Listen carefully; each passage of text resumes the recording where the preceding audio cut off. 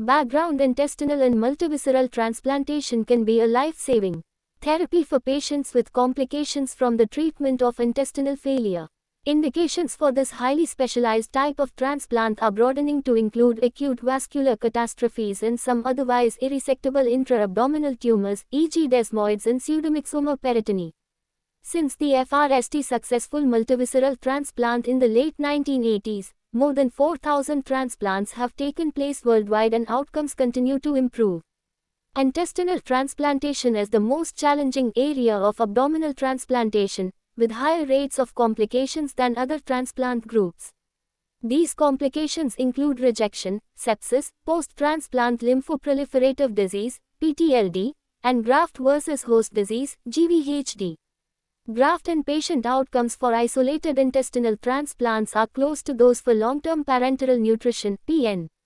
The role of intestinal transplantation may be changing with earlier referral to try to avoid the complications of long-term PN, including intestinal failure-associated liver disease, IFOLD.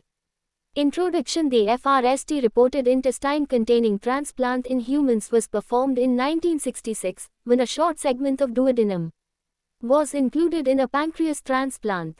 This was followed by attempts to transplant more substantial amounts of intestine, but these did not result in long-term survival. It was not until 1988 that the FRST, successful, intestine-containing transplant was reported.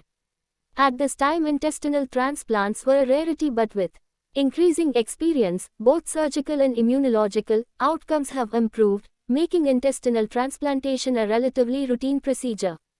Changes in immunosuppression regimes, depleting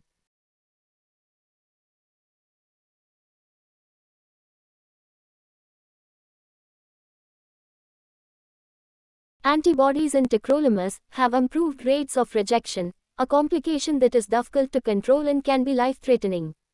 In 1996, the International Intestinal Transplant Registry was established and reported a total of 180 transplants performed in 25 centers worldwide. By 2019, this number was over 4,100, with almost double the number of active centers. The majority of transplants have been performed in the USA and Europe, with the most ProLifeC units performing over 10 adult transplants per year. With improvements in the management of pediatric intestinal failure, the number of multivisceral and intestinal transplants in this group has fallen. Indications for transplantation. Complications from PN for irreversible intestinal failure are the most well-established indications for intestinal transplantation, Table 91.1. Short bowel syndrome, SBS, is the most frequent cause for the need for PN. The etiologies of SBS vary between the adult and pediatric population. The most common causes for SBS in the pediatric population are volvulus, gastroschisis, necrotizing enterocolitis, and intestinal dysmotility or pseudo-obstruction. The last two result in functional SBS. The most common causes for SBS in adults result from bowel resections owing to mesenteric ischemia, inflammatory bowel disease, most commonly Crohn's disease, benign tumor resection, and dysmotility or pseudo-obstruction. Until recently, intestinal transplantation was only considered for patients with complications of PN, including loss of vascular access, recurrent life-threatening line infections, especially fungal infections, and IFALD. Increasingly, patients are being transplanted for quality of life indications, although this remains controversial.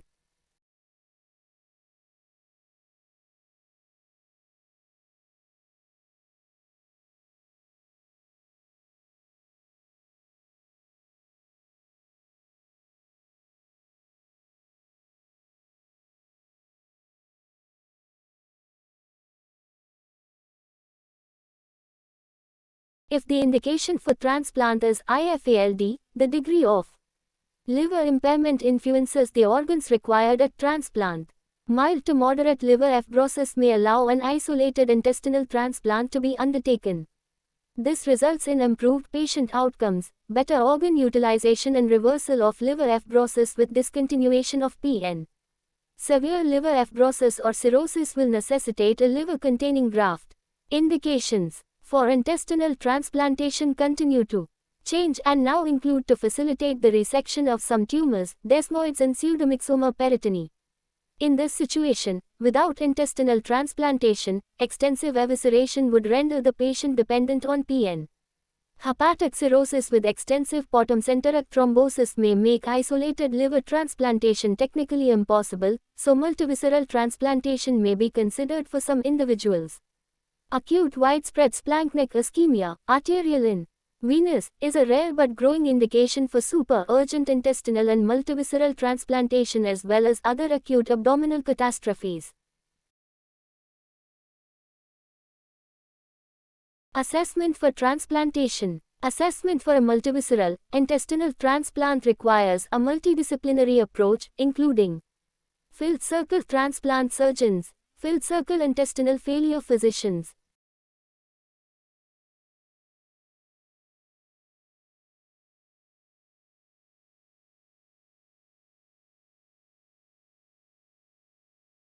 transplant anesthetists, filled circle hepatologists, filled circle psychiatrists and/or psychologists, filled circle radiologists, filled circle infectious disease physicians, filled circle transplant specialist nurses, filled circle dietitians.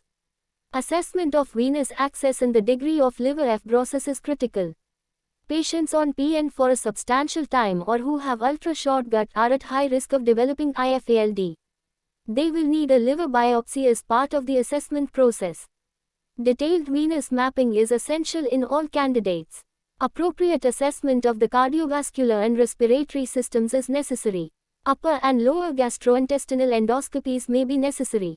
Cross-sectional imaging of the abdomen to assess the abdominal anatomy is central to operative planning. Significant renal impairment may result in the need to consider inclusion of a kidney at the time of transplant. Patients should have anesthetic and psychiatric assessment and dietetic review. Types of transplant. Multivisceral or intestinal transplant covers a number of different cluster transplants, as shown in Table 91.2 and Figure 91.1.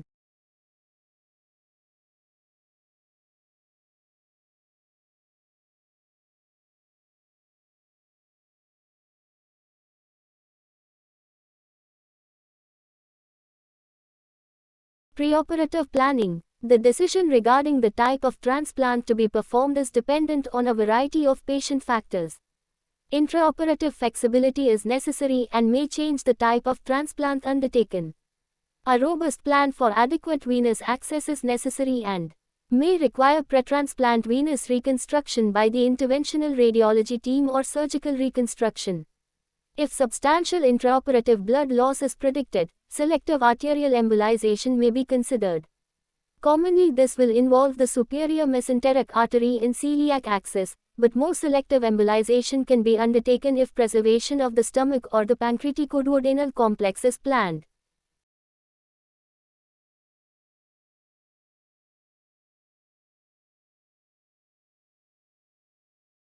The transplant. Multivisceral, intestinal transplants are almost invariably performed with organs donated from deceased brain-dead donors. A small number of living donor intestinal transplants have been performed. In intestinal and multivisceral transplant procedures, the donor and recipient operations occur simultaneously. This is not the case for liver and kidney transplantation. This is to minimize cold ischemia time. The intestine is intolerant of ischemia and ideally cold ischemia times of less than 6 hours are required. The recipient operation is often complex and technically challenging. Portal hypertension, extensive adhesions and distorted anatomy all result in these patients having surgically hostile abdomens, making the explant challenging. Substantial blood loss and transfusion may result in severe coagulopathy. Preoperative embolization can reduce blood loss significantly. The extent of the explant is dependent on what transplant is required, a full multivisceral being the most extreme, Figure 91.2. At retrieval the organs are retrieved en bloc, Figure 91.3. With the vascular inflow coming from the celiac axis in superior mesenteric artery, SMA, and the venous outflow from either the portal vein, in a non-liver containing graft, or the vena cava when a liver is implanted. This technique was FRST described by Stas in the 1990s.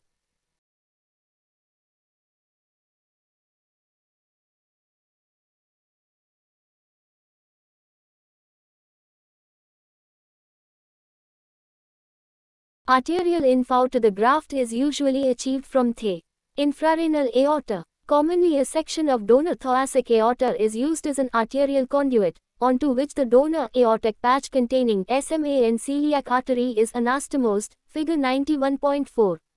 In intestine-only grafts, not including the pancreas, the inflow is the SMA, which is either anastomosed directly to the aorta, as a Carroll patch, or the recipient SMA or a conduit can be fashioned from donor iliac vessels.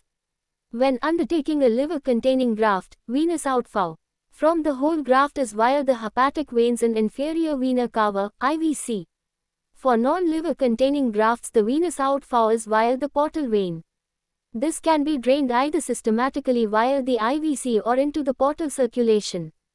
Following reperfusion of the graft, figure 91.5, the enteric anastomoses are performed.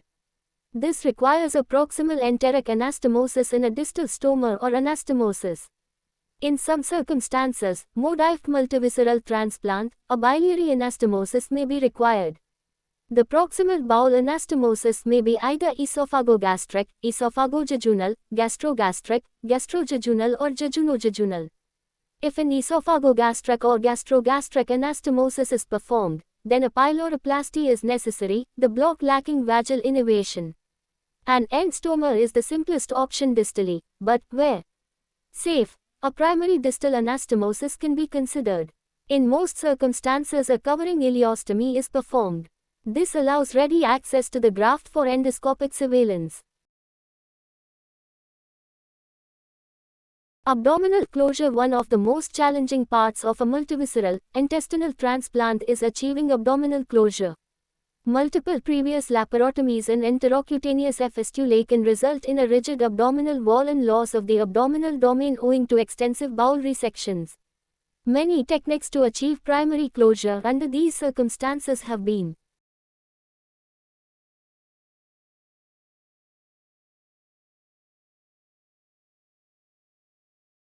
developed. These include preoperative tissue expansion, the use of biological meshes and plastic surgery techniques, e.g. vascularized pedicle flaps. Transplantation allows novel techniques to be used, including transplantation of part or all of the abdominal wall from a donor. The rectus sheath from the donor can be used as a non-vascularized sheet of fascia. Prior to implantation, the muscle and fat are removed from the rectus abdominis graft, leaving the fascial and peritoneal components. This can then be used as a biological mesh. Unlike other biological mesh, it vascularizes rapidly. Skin coverage is achieved by mobilization of the recipient's skin and subcutaneous tissues, although rarely a skin graft is needed. Vascularized abdominal wall grafts can also be used where the anterior abdominal wall with its overlying subcutaneous fat and skin is transplanted using the inferior epigastric arteries and veins as the vascular inflow and outflow.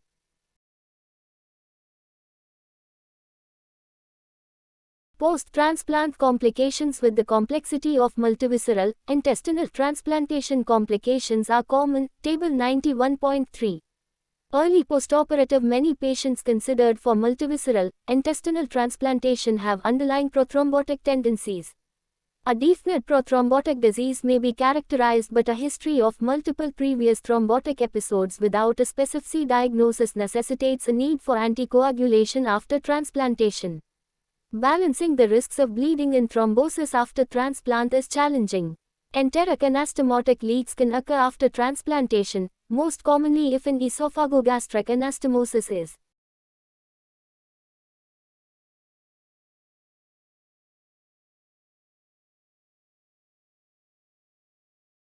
undertaken. Given that the enteric anastomoses are performed on previously ischemic bowel, often under circumstances where inotrope requirements are substantial, the rate of anastomotic leaks is surprisingly low.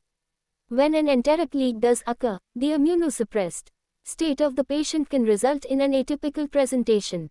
Therefore, a high index of suspicion is needed should a patient fail to progress as expected postoperatively.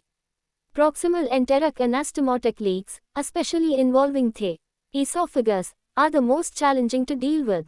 Esophagogastric anastomotic leaks have a significant morbidity and mortality in the general population and are even more challenging to manage in an immunosuppressed patient. The use of an endovac has improved management of these patients. A vacuum (VAC) sponge FXED to a nasogastric tube is placed endoscopically in the cavity at the site of the leak. This controls the leak and facilitates healing without operative intervention. Intra-abdominal collections are common and should be treated by aggressive radiological drainage where possible. These collections may be childless and may require nutritional modifications, either PN or, if the patient is enterally fed, a medium-chain triglyceride diet should be adopted. Immunosuppression and rejection. The rate of acute cellular rejection for intestinal grafts is higher than for any other abdominal organ. This is reflected in the magnitude of immunosuppression required. As with other solid organ transplants, acute cellular rejection is most common in the FRST few months after transplantation, although it can occur at any time.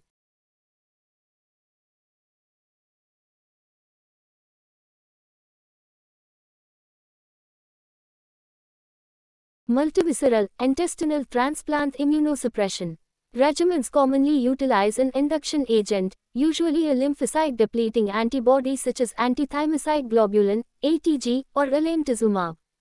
Pediatric regimens commonly use non-depleting antibody induction. Maintenance immunosuppression comprises a calcineurin inhibitor, most commonly tacrolimus, an antimetabolite, mycophenolate or azathioprine, and prednisolone. In addition, some programs supplement this with early addition of an mTOR, mammalian target of rapamycin, inhibitor, sirolimus or everolimus. Acute cellular rejection is usually initially manifested in the terminal ileum. Rarely other organs, liver, pancreas, may be affected without intestinal rejection. Rejection most commonly presents with increased stoma output or diarrhea, sometimes with an associated fever. Severe, exfoliative, acute cellular rejection with loss of intestinal mucosa results in rapid bacterial translocation and sepsis. In any intestinal transplant recipient presenting with sepsis or septic shock, a diagnosis of rejection needs to be considered. Endoscopic assessment and biopsy of the graft are required for the diagnosis and assessment of the severity of acute cellular rejection. Graft surveillance in a protocolized manner is performed in some programs. Others respond to symptoms suggestive of rejection, i.e. an increase in stoma output. At endoscopy, rejection can range from mild, with some erythema of the mucosa, to moderate, with some ulceration, to severe, with confluent loss of mucosa. At biopsy, salient features of rejection are an inflammatory infiltrate in the lamina propria, crypt loss and ulceration, and an increase in apoptotic bodies in the base of the crypts. Rejection is treated primarily with high-dose intravenous pulsed steroids. If the rejection is steroid-resistant, then further lymphocyte depletion may be needed with either ATG or alemtuzumab.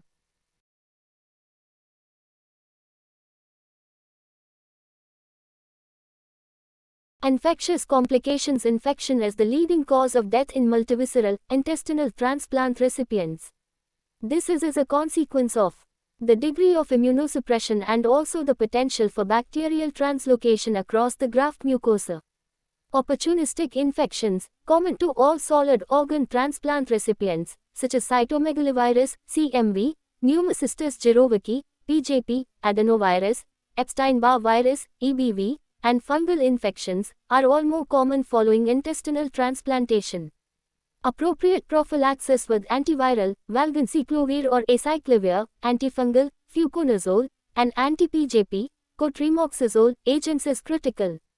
Infective enteritis is common among transplant recipients and can mimic rejection, thus it is important to send stool for culture and viral polymerase chain reaction when a patient presents with a high output stoma or diarrhea.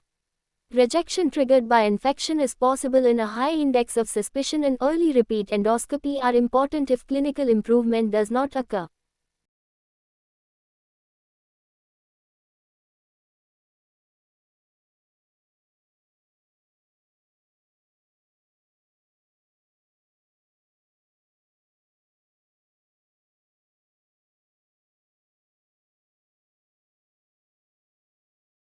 Long-term complications. PTLD is a potential complication of immunosuppression for any patient after transplant. The incidence in intestinal transplant recipients is higher than for other solid organ transplant recipients, up to 17% in some series. This is likely to be due to both the level of immunosuppression and the amount of lymphoid tissue associated with an intestinal-containing graft. PTLD should be considered if there is a persistent positive EBV viremia or B symptoms such as night sweats, unexplained fevers and weight loss. If diagnosed with PTLD, the FRST line treatment is usually with rituximab and immunosuppression reduction. This has to be done with great caution in multivisceral, intestinal transplant recipients because of the risk of rejection and the consequences thereof.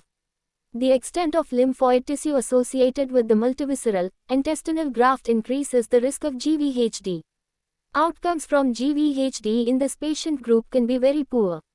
The most common presenting symptoms of GVHD are a rash, fever and bone marrow suppression. Optimal management of GVHD is unclear and proposed strategies include both enhancement and also reduction of immunosuppression.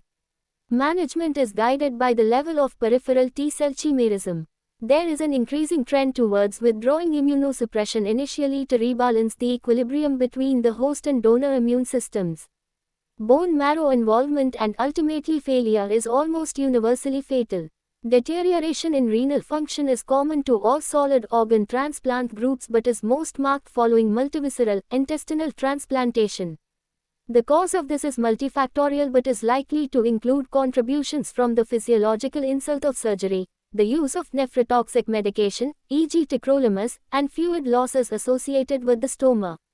It is imperative to maintain good hydration postoperatively and home intravenous fluids may be needed initially post-discharge. Immunosuppression modifications including conversion from calcineurin inhibitor-based protocols to mTOR inhibitors may prevent further deterioration of renal function. These interventions need to be undertaken with caution as they may precipitate an episode of acute cellular rejection.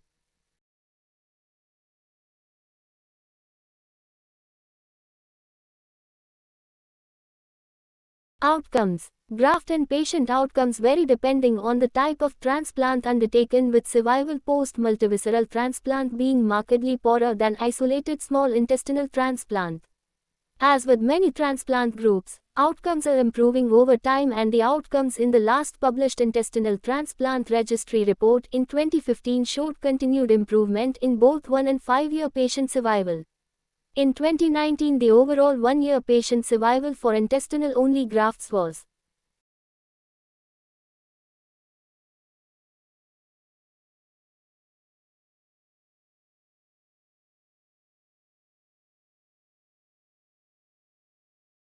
greater than 80% and for liver-containing grafts was greater than 70%. A decade ago, the 1-year patient survival for all intestinal transplant recipients, intestine-only in multivisceral grafts, was 70%. 5-year survival rates have also improved, and the long-term results of intestinal-only transplants are now comparable to those of long-term PN. Intestinal transplantation may have progressed to the stage at which it may be offered to patients on PN to improve their quality of life rather than just for those with life-threatening complications of PN. Summary: multivisceral and intestinal transplantation remains a complex and uncommon treatment, however it can be life-saving. The risks are high, but with improvements in surgical techniques, especially the introduction of preoperative embolization, the intraoperative risks have improved. With this and a better understanding of how to manage the varied and complex postoperative complications, outcomes continue to improve. Intestinal transplantation for patients on PN was previously reserved for those with life-threatening complications of this treatment. Outcomes have improved such that, in certain circumstances, it can now be offered to improve quality of life. With time, improvement in patient management may allow intestinal transplantation to fulfill the same role for patients on PN as kidney transplantation currently offers those on dialysis, to improve both quality and length of life. The need for liver-containing grafts will always remain for those who require a liver transplant but are unable to have a single organ transplant for anatomical reasons. With improvements in liver functional assessment and increasing awareness of the possibility of earlier intestinal transplantation, it may be possible to reduce and hopefully eliminate the need for liver transplantation for IFALD. The benefits for the individual in terms of improved survival and also the population with better organ utilization are substantial. The main cause of death in multivisceral and intestinal Transplant recipients remain sepsis. This is frequently associated with a preceding episode of severe acute cellular rejection, and so further developments in immunosuppression regimens will be necessary to continue to improve patient outcomes.